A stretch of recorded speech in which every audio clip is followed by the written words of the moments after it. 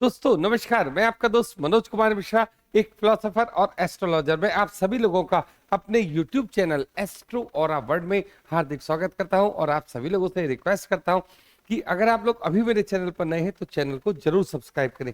आज हम लोग चर्चा करेंगे कन्या लग्न वालों का सितंबर 2024 का महीना गोचर के हिसाब से किस प्रकार की ऊर्जा लेकर आ रहा है। तो अगर आपकी जन्म कुंडली में यह 6 का अंक लिखा हुआ है तो ये कुंडली कन्या लग्न वालों की कहलाएगी। और अगर आप लोगों ने मेरी वो वीडियो की जानिए कन्या लग्न वाले लोग कैसे होते हैं अब तक नहीं देखी है तो आई बटन पर क्लिक करके वो वीडियो आप अवश्य देख सकते हैं।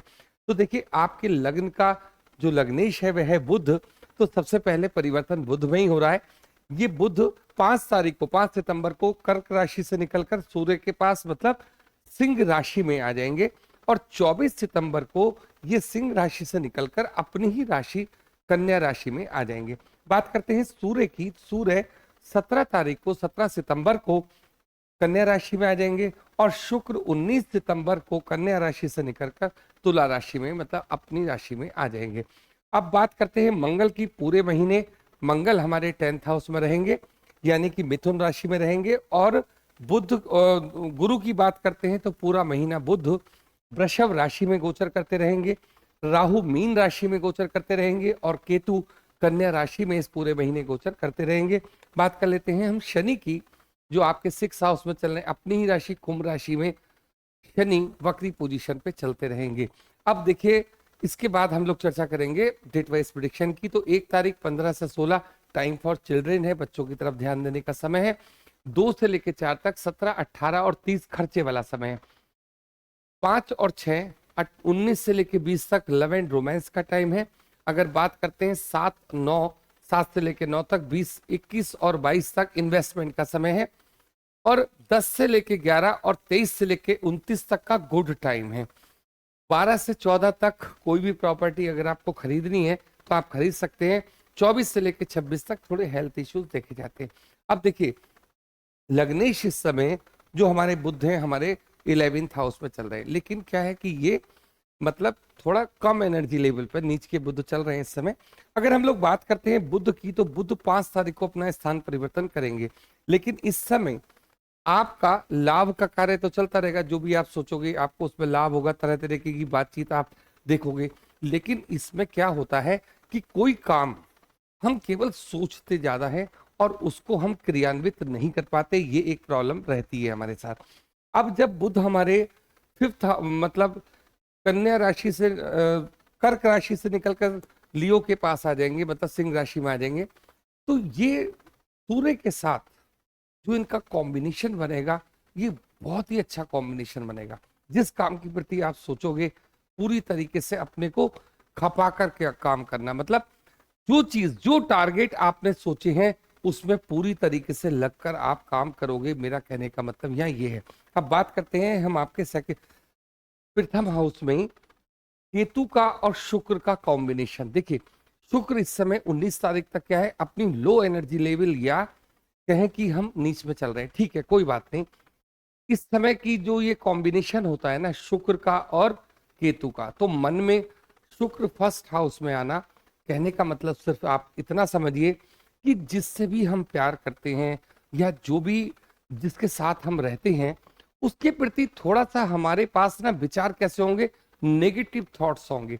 और केतु क्या काम करता है, अलगाव का काम करता है। मतलब केतु को मैं आपको एक शब्द में कहूं तो क्या होगा, कैंची की तरह काम करता है। तो जिन संबंधों को आप अभी बहुत अच्छा समझ रहे हैं तो उसमें क्या हो जाता है, थोड़ा सा नेगेटिव एनर्जी यहाँ आ जाती है। तो ये देखिए, सबसे पहले आप मेरी बात को समझने की कोशिश कीजिए। आप जो आपके मन के विचार हैं, क्योंकि ये क्या है लग्न, मैं हूं खुद, ऐसा समझिए।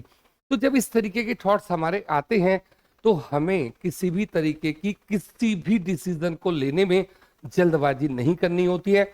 उसके तह तक जाइए। तह का मतलब, गहराई का मतलब क्या है, केतु। केतु कहता है कोई भी डिसीजन लेने से पहले उसकी गहराई में जाइए, जांच पड़ताल कीजिए, उसके बाद आगे बढ़िए। नहीं तो अगर आप ऊपर ऊपर से, जैसे शुक्र की नेचर है, जब 1st हाउस में आता है तो दूसरे को अपने आगे कुछ समझता ही नहीं, जो मैंने कह दिया ठीक है, इस तरीके की बात उसमें होती है। तो केतु कहता है किसी भी संबंध को खत्म करने से पहले समझिए, उसकी तह तक जाइए। तो ये पोजीशन आपके मन की इस समय बनी रहेगी। आपकी स्थिति 19 तारीख तक इस प्रकार की रहेगी। 19 तारीख के बाद आप सोचोगे जब शुक्र आ जाएगा सेकंड हाउस में, मैंने गलती कर दी, इस तरीके की बात। तो आप देखिए, ये वीडियो आपको अब मिल रही है, तो आपको कहने का मतलब किसी भी चीज में हम जाते हैं, किसी भी रिलेशन में अगर हम लोग जाते हैं, तो उसके नेगेटिव और पॉजिटिव दोनों बातों को सोचकर हमें आगे बढ़ना है। बात करते हैं सेकंड हाउस की, मालिक है शुक्र, बैठे हैं आपके फर्स्ट हाउस में, तो ये सारी जो चीजें चलेंगी अभी इसी टाइप से चलेंगी। अब हम लोग बात करते हैं थर्ड हाउस की, मालिक कौन है? मालिक है मंगल, बैठे कहाँ पे? 10th हाउस में। थर्ड हाउस का संबंध 10th हाउस से बना हुआ है, और इनका जो एक और भाव है मंगल का, वो 8th हाउस है। तो तीसरे का संबंध, 8वें का संबंध किससे बना हुआ है? 10th हाउस से। इसका सीधा मतलब यह है जितना परिश्रम करेंगे, देखिए थर्ड हाउस पराक्रम का हाउस है, और 8th हाउस वो वाला हाउस है कि जो चीजें, जो संभावनाएं हमारे जीवन में अभी क्या है, छुपी हुई हैं, तो कैसे निकलेंगी बाहर? मेहनत करके निकलेंगी। तो ये चीज आपको समझनी है। अगर 4th हाउस की चर्चा करते हैं, मंगल की सीधी दृष्टि, मंगल पूरे महीने आपके 10th हाउस में है, तो ये आपके पास रहेगा। भौतिक सुख साधन, या कहते हैं आपकी कंफर्ट जोन में कोई असर नहीं पड़ने वाला। आप ये सोचेंगे कि मैं तो अपने तरीके से जिंदगी जी रहा हूं, इस तरीके की बात आपके पास आएगी। बात करते हैं हम आपके 5th हाउस की। 5th हाउस का मालिक कौन है? शनि, बैठे कहाँ है? 6th हाउस में।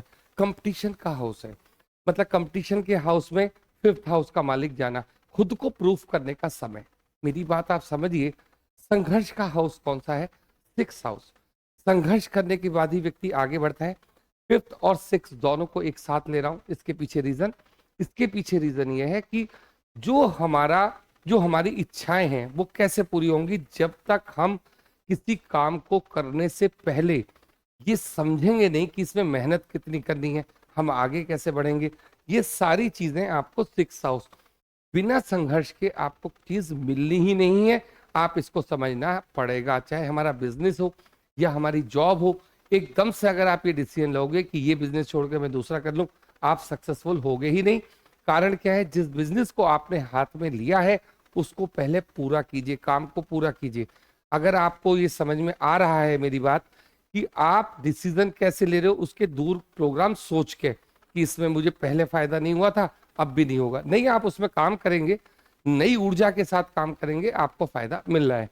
बात कर लेते हैं हम आपके 7th हाउस की, जहां पर बैठे हैं राहु। देखिए, राहु की अपनी कोई राशि नहीं होती, ना केतु की होती। किसकी तरह वर्क करेगा? गुरुदेव बृहस्पति की तरह वर्क करेंगे। 7th हाउस हमारी स्पाउस का हाउस है, लेकिन क्या है, राहु जब भी आप यहाँ देखोगे, शनि के नक्षत्र में इस समय राहु चल रहे हैं, तो यहाँ पर क्या होता है, छोटे मोटे षड्यंत्र का मतलब शिकार आप लोग होते हो। क्या? कुछ दिखता कुछ है, होता कुछ है वाली कंडीशन में होती है, फिर आपस में वाद विवाद होता है। तो ये चीज आपको समझनी है, थोड़ा सा सोच समझ के काम आपको करने हैं। 7th हाउस से संबंधित स्पाउस को साथ लेकर चलना है। छुपावट वाली बातचीत, कोई भी चीज ऐसी स्थिति मत क्रिएट कीजिए कि जिससे भ्रम पैदा हो। मतलब राहु क्या है? भ्रम है, जो होता नहीं है वो दिखना शुरू हो जाता है, तो वो समस्या का काम है। अब हम लोग बात करते हैं आपसे आपके 8th हाउस की। मालिक कौन है? मंगल। 8th हाउस का मालिक जब भी 10th हाउस में बैठेगा, सिर्फ आपसे क्या कहेगा? सिर्फ आपसे ये कहेगा, संघर्ष का हाउस। आप समझ के चलिए ये किस तरीके का ऑकल्ट साइंस से जुड़ा हुआ हाउस है। बार बार आपका मन क्या करेगा? इस काम को छोड़ के दूसरा काम करो, दूसरे काम को छोड़ के तीसरा काम करो। लेकिन अगर आप अपनी स्थिति को मेंटेन करते हो, बनाए रखते हो, और 10th हाउस को मजबूत, 10th हाउस क्या होता है हमारा? जहां हम काम करते हैं, चाहे हम जॉब करते हैं, चाहे हम बिजनेस करते हैं, उसके अंदर ये आपको अपने एफर्ट्स डालने हैं, तब आपको रिजल्ट्स मिलते हैं। बात कर लेते हैं 9th हाउस की। गुरुदेव बृहस्पति यहाँ के मालिक है।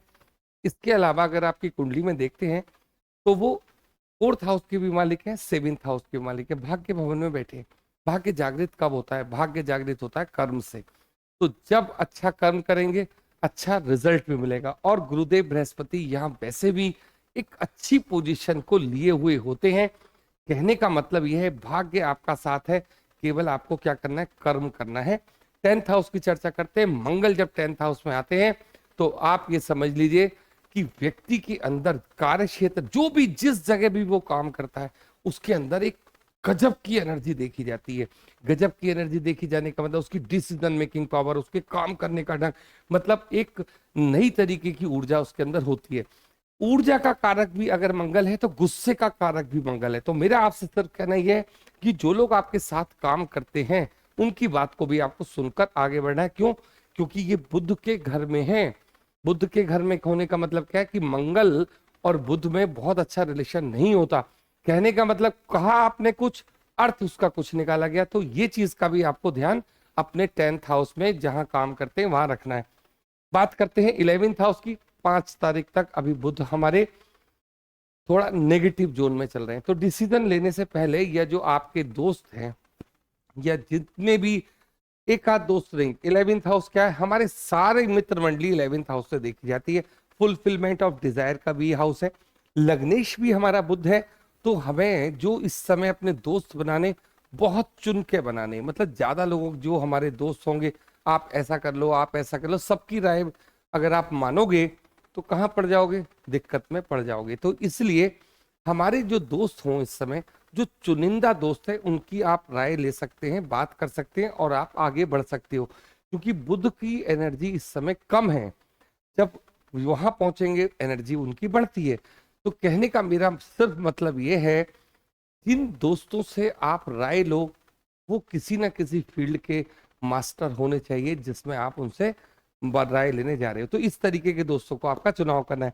बात कर लेते हैं 12th हाउस की। देखिए, जब भी सूर्य अपनी राशि में आएंगे तो कहां पर उनका संबंध है, देखिए उनकी सीधी दृष्टि 6th हाउस में जा रही है।